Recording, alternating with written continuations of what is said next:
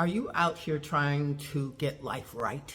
Trying to get life right has you focused on someone's idea of what right is, and it's probably not your idea of right. It's probably an idea that was handed to you from your family or your social group, or some idea about society or from society that is supposed to be the guide to being able to have what it is that you want in life. But getting life right starts with you being right with yourself. You discovering who you are so that you can dare to think about your life and yourself in a way that allows you to fulfill the yearnings of your heart, to fulfill the life curriculum that is inside you. We all come here with experiences that require us to know ourselves better, untie the misconceptions that live within us, rewire the difficulties or the sadness or hurts or traumas that we have experienced.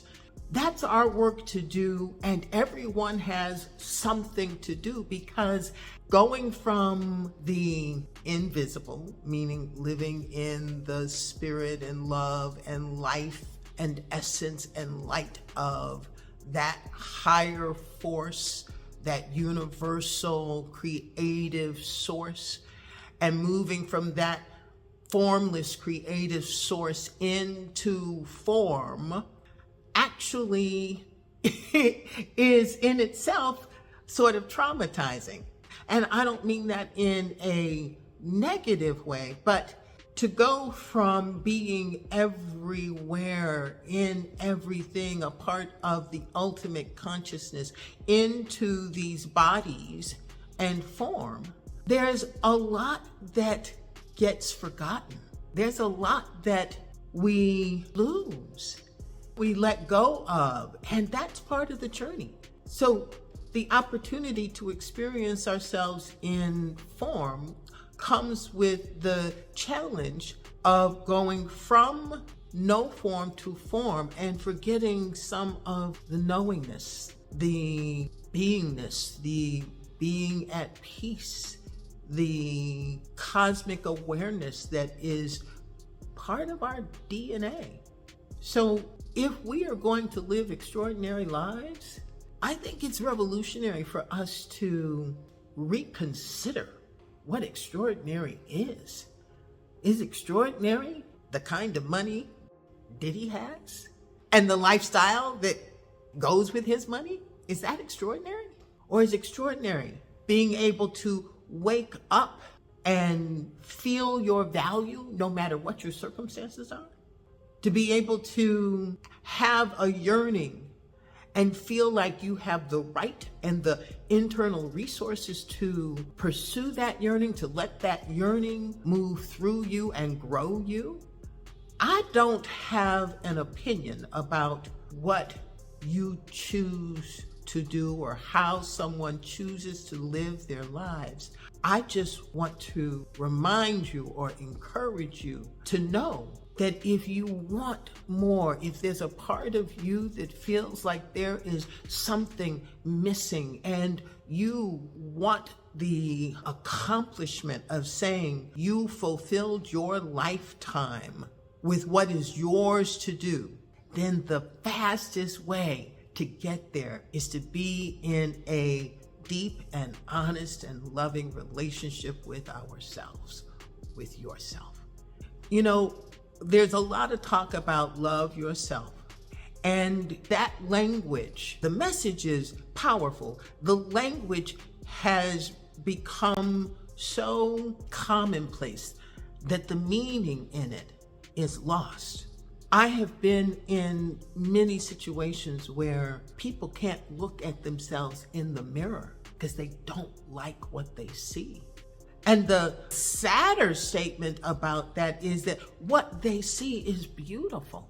It's not like they have lived their lives in some way that is full of shame or makes them a person with the kind of secrets that they feel they have to hide from the world. No, it's just having not learned or had modeled for them what it looks like to simply love yourself, to appreciate who you are, to feel like you have the resources inside of you to navigate your life successfully. And successfully doesn't mean with a particular job. It can if you want it to, but successfully means feeling good about yourself, championing yourself, using this very short lifetime to actually experience what it means to be one with the ultimate creative force in the universe and to know yourself through its eyes. You can call that source, that force, God, or whatever name you want. But there is something incredibly calming, something soothing that comes with feeling okay about yourself. So, what are some things that you can do to begin to have a relationship with yourself that sustains you, that strengthens you, that gives you the kind of resiliency so that when life is difficult for a moment or longer, you have a relationship with yourself that you can lean into. You care about yourself enough that as you go through the difficulty, you're going to keep getting up because you are worth it.